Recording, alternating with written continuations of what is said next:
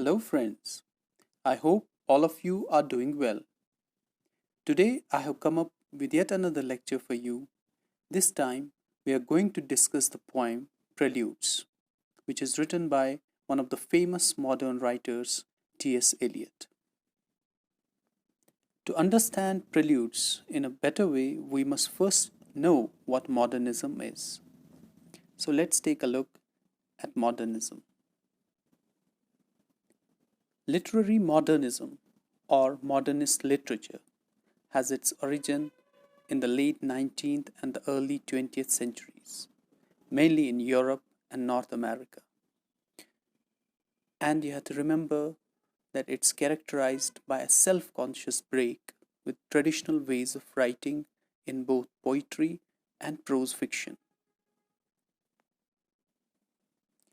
Modernism जो है इसका ओरिजिन जो है लेट 19th सेंचुरी और 20th सेंचुरी के बिगिनिंग में हुआ, यूरोप में और नॉर्थ अमेरिका में।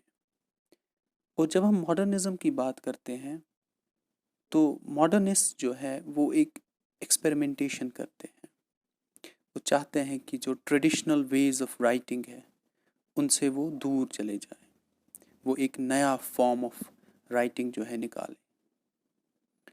तभी जाकर इस बैकड्रॉप में हमें ये चीज़ का भी दिमाग में ख्याल रखना है कि एजरा पाउंड उन्होंने कहा था कि मेक इट न्यू। तो एक पूरे मॉडर्न राइटर्स के लिए एक मैक्सिम बन गया कि उनको एक्सपेरिमेंटेशन करनी है। तो ये मॉडर्निज्म जो है इसके बैकड्रॉप में बहुत सारी चीज़ें हुई जिसकी वजह से मॉडर्निज्म का जो है एडवेंट स्टार्ट हो गया। The age that preceded modernism was called as the Victorian age. और विक्टोरियन एज में हम ये देखते हैं कि पूरा एक जो है एटमॉस्फेयर बन गया था मॉडर्निज्म के स्टार्ट होने के लिए। विक्टोरियन एरा में हम देखते हैं साइंटिफिक एडवांस, रैपिड इंडस्ट्रियलाइजेशन और कुछ हद तक साइकोलॉजी का एडवेंट भी, particularly the works of Sigmund Freud. और इन सारी चीज़ों ने एक जनरल एटमॉस्फेयर बनाया था जो हम विक्टोरियन एरा के साथ एसोसिएट करते हैं, एक लॉस ऑफ फेथ। और वो लॉस ऑफ फेथ जो है वो कंटिन्यू हुआ इन द मॉडर्न एरा। और मॉडर्निज्म में ही हम ये भी देखते हैं कि दो वर्ल्ड वॉर्स हुए, and these two world Wars they had a great impact on the messes. जो जनरल एक ब्लडशेड हुआ उस वजह से लोगों में एक वो एब्सर्ड फीलिंग आ गई, एक मीनिंगलेसनेस आ गई। Now let's take a look at the events that happened during modernism. And these events, they had a tremendous influence on the people. एक इसमें है ग्रेट डिप्रेशन, जो एक इकोनॉमिक मेल्टडाउन हुआ ड्यूरिंग 1930s। दूसरा है rise of fascism. Fascism means dictatorship. और सबसे इम्पॉर्टेंट जो है world war first and world war second.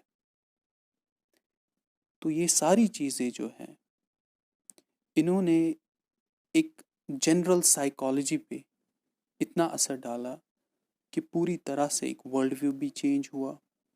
और वर्ल्ड व्यू चेंज होने के साथ साथ ही लिटरेचर में भी बहुत सारी चेंजेस आई। और वो चेंजेस हम देखते हैं इन द मॉडर्न लिटरेचर। इस सेंस में मॉडर्न लिटरेचर जो है वो पूरी तरह डिफरेंट है फ्रॉम द ट्रेडिशनल लिटरेचर। अगर हम ट्रेडिशनल लिटरेचर की बात करें तो चाहे उनमें थीम्स, चाहे उनका राइटिंग स्टाइल, वो पूरी तरह डिफरेंट है। मॉडर्निज्म में पहली ही चीज़ इम्पॉर्टेंट ये है कि फोकस अब शिफ्ट हो रहा है।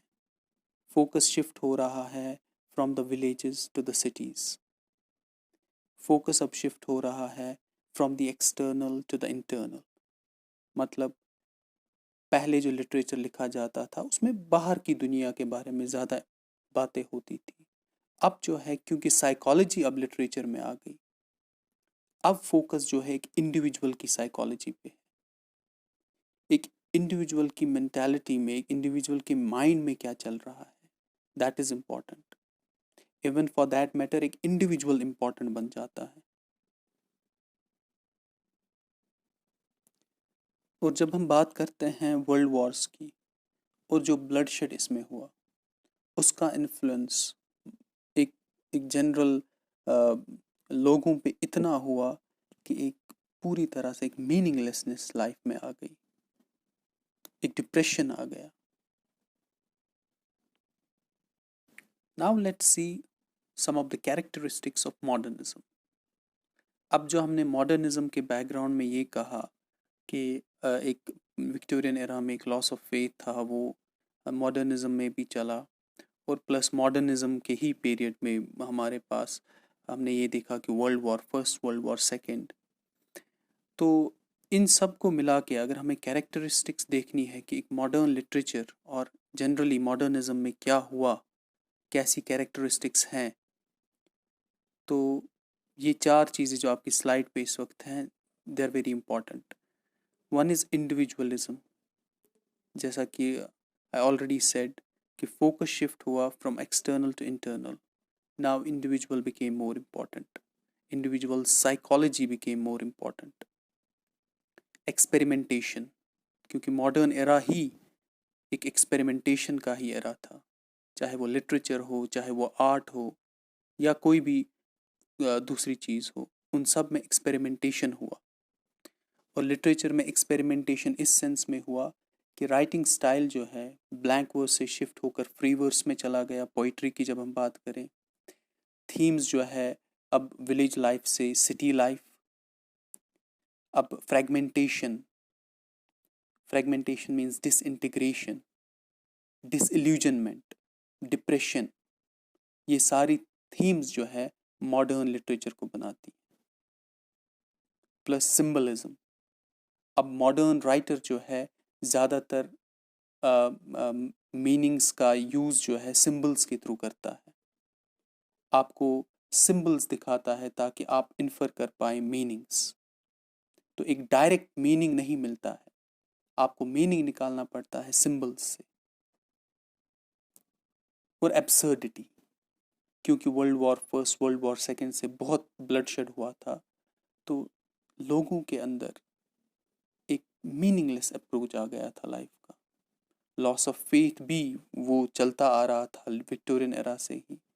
तो लॉस ऑफ फेथ प्लस उसके बाद world war first and world war second, तो ये एक बहुत बड़ा सेटबैक था लोगों पे। इस वजह से एक लाइफ का जो एक एग्जिस्टेंशियल क्राइसिस है वो स्टार्ट हो गया था। तो ये सारे कैरेक्टरिस्टिक्स जो है, ये तो हम पूरे मॉडर्न लिटरेचर में भी देखेंगे, और जो हम पोइम पढ़ने वाले हैं प्रिल्यूड्स, उसमें भी आप ये कैरेक्टरिस्टिक्स देखेंगे। Now let's take a look at the important biographical details of T.S. Eliot.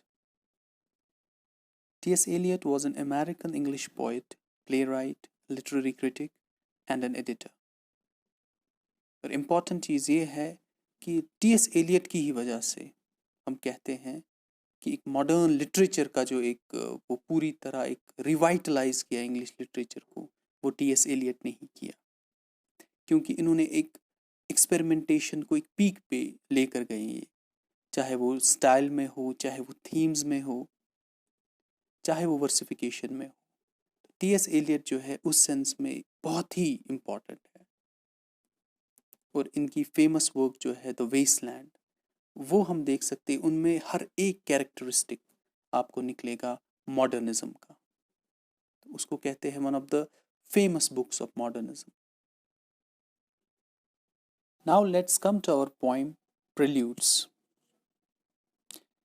It was written in 1911 and 12, and then it was published in 1917 in the first collection of T.S. Eliot, Prufrock and Other Observations. Now, in this poem, you will have four parts, and most critics say that these are four poems in one. 4 parts हैं इसमें, इस poem में, और आधे critics ये कहते हैं कि ये 4 पोइम्स हैं एक पोइम में. And in this poem you will see whatever characteristics of modernism we already discussed, you'll find them in this poem. It explores the fragmentation and disillusionment of the modern man in the backdrop of the drab modern city. इसमें आप देखेंगे कि एक modern man जो है कैसे वो disillusioned हो गया है, कैसे वो डिप्रेस्ड है, कैसे उसके अंदर फ्रेगमेंटेशन हो गई है, क्योंकि ना उसमें फेथ रहा है, ना उसमें कोई एम रहा है, और इस वजह से वो जो एक अपनी लाइफ गुजार रहा है दैट इज़ वेरी मोनोटनस. एक रेपिटिशन हो रहा है उसकी लाइफ में, सुबह उठना, ऑफिस जाना, शाम को घर वापस आना, तो पूरी तरह से एक मीनिंगलेस अप्रोच बन गया है उसकी लाइफ का. और सिटी की जब हम बात करें, सिटी जो है वो पूरी तरह एक पल्यूटेड हो गई है. पल्यूटेड इस सेंस में कि एक फेथ उसके अंदर ख़त्म हो गया है. एक सिटी को भी इस पोएम में पर्सोनिफाई किया जाता है, इसको ह्यूमन एट्रीब्यूट्स दिए जाते हैं. Now let's try to read the poem and look for the explanation. The winter evening settles down with smell of steaks in passageways. 6 o'clock, the burnt out ends of smoky days. And now a gusty shower wraps the grimy scraps of withered leaves about your feet, and newspapers from vacant lots. The showers beat on broken blinds and chimney pots, and at the corner of the street a lonely cab horse steams and stamps, and then the lighting of the lamps. The poem जो start होती है वो एक evening time से start हो रही है. It's the evening of a winter, और हमें दिखाया जा रहा है इस इवनिंग को जो है पर्सोनिफाई किया जा रहा है, ह्यूमन एट्रीब्यूट्स दिए जा रहे हैं. हमें दिखाया जा रहा है कि उस वक्त जो स्ट्रीट्स में there is the smell of steak. Steak means beef. And there are these scraps on the streets, newspapers, and they're very dirty. और वो विंड की वजह से यहाँ से वहाँ चले जा रहे हैं. And then we are also told कि रेन आ जाती है उस इवनिंग में. And then हमें दिखाया जा रहा है कि वही रेन जो है वो विंडोज़ पे जा लगती है, चिमनी पॉट्स पे जा लगती है, और एक कॉर्नर के स्ट्रीट पे एक जो हॉर्स है वो कॉन्स्टेंटली अपने पैर जो है साउंड निकाल रहा है उनसे. And then this evening it changes into the night. और लास्ट लाइन जो है इस पार्ट की, and then the lighting of the lamps. और ये इवनिंग जो है it slowly changes into night, और लोग जो है अपने घरों में चले जाते हैं और वहाँ पे अपनी लाइट्स जो है वो ऑन करते हैं. The morning comes to consciousness of faint stale smells of beer from the sawdust trampled street, with all its muddy feet that press to early coffee stands. With the other masquerades that time resumes, one thinks of all the hands that are raising dingy shades in 1,000 furnished rooms. यहाँ पे पहले part में evening का time था, अब second part में morning का time दिखाया गया है. और मॉर्निंग जो है अगेन इसको पर्सोनिफाई किया गया है. The morning comes to the consciousness. और हमें दिखाया जा रहा है faint stale smells of beer. It shows कि प्रीवियस नाइट में क्या हुआ, क्योंकि पहला पार्ट जो है इवनिंग से स्टार्ट हुआ और हमें लास्ट की लाइन में बताया गया कि लोगों ने अपने घरों की लाइट्स ऑन की. But then what happened during the night उसके बारे में हमें बताया नहीं जाता है. बट इस लाइन से ऑफ फेंट स्टेल स्मेल्स ऑफ बियर हम ये पता लगा सकते हैं कि रात को जो है there was this atmosphere of parting, और सुबह जब मॉर्निंग आती है there is still that hangover left from the previous evening, from the previous night. और लोग जो है बहुत ही एक बोर्डम से अपने घरों के जो कर्टन्स है वो हटा रहे हैं और लाइट को अंदर आने दे रहे हैं। It shows they are not willing to go for work, वो अपने काम पे भी नहीं जाना चाहते हैं। तो एक मॉडर्न मैन की जो एग्जिस्टेंस है वो एक मीनिंगलेस बन गई है। वो सुबह उठता है, काम पे उसका दिल नहीं होता है, जाता है, फिर वापस आता है, कोई भी काम करने का उसको दिल नहीं करता है। तो सुबह वो उठता है and then he goes to the coffee stands, और ये सारी चीज़ें जो वो करता है वो ये एक मोनोटोनस एक्टिविटी है, एक रिपीटिंग एक्टिविटीज़ है जो वो हालांकि करना नहीं चाहता। You tossed a blanket from the bed, you lay upon your back and waited. You dozed and watched the night revealing the thousand sordid images of which your soul was constituted.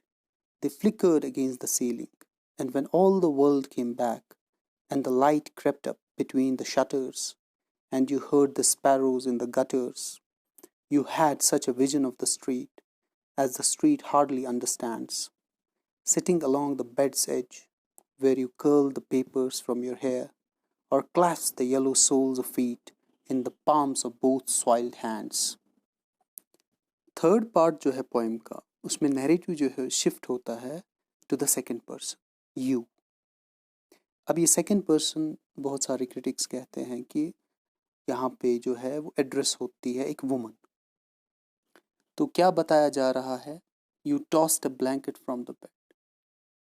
अब morning, पहले part में evening था, दूसरे part में morning थी, अब तीसरे part में फिर से नाइट के बारे में जिक्र है। तो एक साइकिल जो है चल रहा है, evening, morning, night.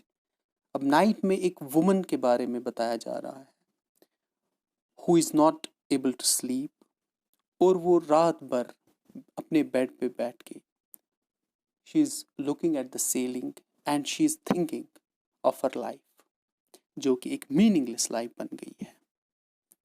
And because of the insomnia she tosses herself in the bed, और उसको नींद भी नहीं आती है, और वो कंसिस्टेंटली सोचती है कि उसकी मीनिंग, उसकी लाइफ का मीनिंग जो है वो कैसे ख़त्म हो चुका है। And then when this woman she wakes up in the morning and she looks at the street, तो वो स्ट्रीट की तरफ देखती है और स्ट्रीट उसकी तरफ देखती है, and both of them they are unable to understand each other. The street doesn't know कि वुमन जो है she has not slept in the night, and again this woman, like a modern woman, she wakes up और उसको फिर से अपने काम पे चले जाना होता है। तो ये पार्ट जो है एक फ्रेगमेंटेशन दिखाता है एक मॉडर्न मैन की एग्जिस्टेंस का। ये जो यहाँ पे एक इमेज यूज की गई है, थाउजेंड सॉर्डेड इमेजेस, दिस शोज कि वो फ्रेगमेंटेशन जो है वो कैसे एक मॉडर्न मैन में हुआ है, और वो रात भर उसी के बारे में सोचता रहता है, क्योंकि दिन में उसको टाइम नहीं मिलता है अपने काम से। रात भर वो सोचता रहता है कि मेरी लाइफ जो है, बिकॉज ऑफ द वर्क, वो अपनी वर्क को भी हेट करता है और अपनी कंप्लीट एग्जिस्टेंस को भी हेट करता है, क्योंकि उसके अंदर एक एक रिलीजन का वो एसेंस ख़त्म हो चुका है, और उसको अपनी लाइफ जो है मोनोटोनस लगती है, मीनिंगलेस लगती है। एक वो बोर्डम सा उसकी ज़िंदगी में आ चुका है। His soul stretched tight across the skies that fade behind a city block, or trampled by insistent feet, at 4 and 5 and 6 o'clock, and short square fingers stuffing pipes, and evening newspapers, and eyes assured of certain certainties, the conscience of a blackened street, impatient to assume the world. I am moved by fancies that are curled around these images and cling, the notion of some infinitely gentle, infinitely suffering thing. Wipe your hand across your mouth and laugh. The worlds revolve like ancient women gathering fuel in vacant lots. Last का जो part है इसमें फिर से evening के बारे में बात हो रही है। तो एक साइकिल जो है पूरी तरह रिपीट हो रहा है। पहले पार्ट में इवनिंग, सेकंड में मॉर्निंग, थर्ड में night, and in the fourth part again it's evening. और यहाँ पे भी स्ट्रीट को जो है पर्सोनिफाई किया गया है और बोला गया है कि इसी स्ट्रीट के ऊपर ही एक्टिविटीज़ होती रहती है, सिटी की एक्टिविटीज़, और इसी के ऊपर जो लोग हैं वो इसी स्ट्रीट को ट्रैम्पल करते हैं फ्रॉम 4 and 5 and 6 o'clock। तो ये दिखाता है कि एक वो मोनोटोनस एक्टिविटीज़, जो रिपीटेटिव एक्टिविटीज़ होती जा रही है सिटी में, जिसकी वजह से एक पूरी तरह से एक मॉडर्न मैन में वो बोर्डम सा आ गया है और उसकी एक मीनिंगलेस एग्जिस्टेंस बन चुकी है। ये लाइन जो है, the conscience of a blackened street, this shows us that this modern world, ये पूरी तरह से मीनिंगलेस बन चुका है। इसमें कोई रिलीजियस फेथ नहीं रहा है, ये पूरी तरह से करप्ट हो चुका है।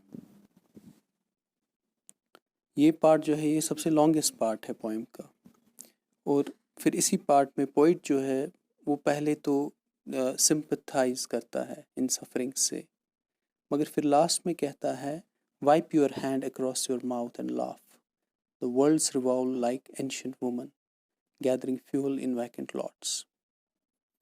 यहाँ पे ये हम कह सकते हैं कि एज पर टी.एस. एलियट ये सफरिंग्स जो है ये कंसिस्टेंटली एक ह्यूमन बीइंग के साथ चलती जाएंगी।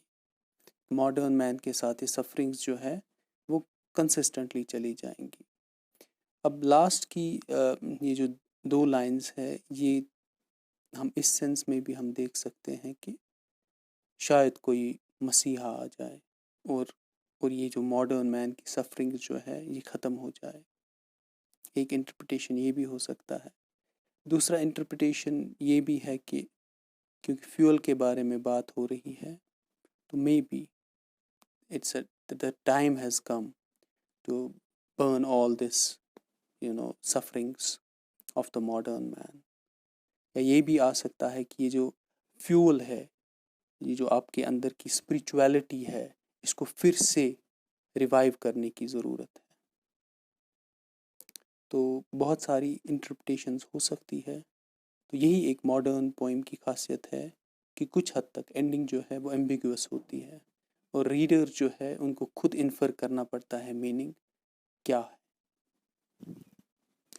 तो ओवरऑल अगर इस पोइम की बात की जाए तो ये एक मॉडर्न पोइम है जो कि एक सबसे फेमस राइटर टी.एस. एलियट ने लिखी है। इसकी 4 पार्ट्स हैं और ये 4 पार्ट्स जो है इनको सेपरेटली भी हम एज 4 पोइम्स रीड कर सकते हैं। तभी बहुत सारे क्रिटिक्स ने ये भी कहा है कि these are 4 poems in one. तो एक साइकिल जैसा स्टार्ट होता है, पहले इवनिंग, उसके बाद मॉर्निंग, फिर नाइट और फिर अगेन इवनिंग। और इन क्रक्स अगर हम देखें तो मॉडर्न लाइफ के बारे में ज़िक्र हो रहा है, एक सिटी लाइफ के बारे में, एक अर्बन लाइफ के बारे में, और कैसे वो अर्बन लाइफ जो है उसमें जो एक ये मॉडर्न मैन अपनी लाइफ गुजार रहा है, his life is fragmented, he is disillusioned, और उसके अंदर से वो रिलीजियस फेथ जो है वो पूरी तरह से ख़त्म हो चुका है। और उस रिलीजियस फेथ के ख़त्म होने की वजह से उसके अंदर एक मीनिंगलेसनेस आ गई है और उसको वो अपनी रोज़मर्रा की एक्टिविटीज़ जो है वो उसके अंदर बोर्डम क्रिएट करती है। वो उनसे निकलना चाहता है मगर वो निकल नहीं सकता है, और रात को उसको नींद नहीं आती है और रात भर वो इसी एग्जिस्टेंस, मीनिंगलेस एग्जिस्टेंस के बारे में सोचता रहता है। अगर हम इस पोइम की वर्सिफिकेशन की बात करें तो फ्री वर्स का यूज़ किया गया है जैसे कि मॉडर्न पोइट्स करते हैं, क्योंकि मॉडर्न पोइट्स हमेशा अपने आप को उन क्लचेस से फ्री करना चाहते हैं। जो ट्रेडिशन के क्लचेस हैं वो पूरी तरह से एक अपनी राइटिंग में फ्रीडम लाना चाहते हैं। तो सबसे बेस्ट मीडियम उनको जो लगता है वो फ्री वर्स का लगता है, इसलिए यहाँ पे भी फ्री वर्स का यूज़ किया गया है।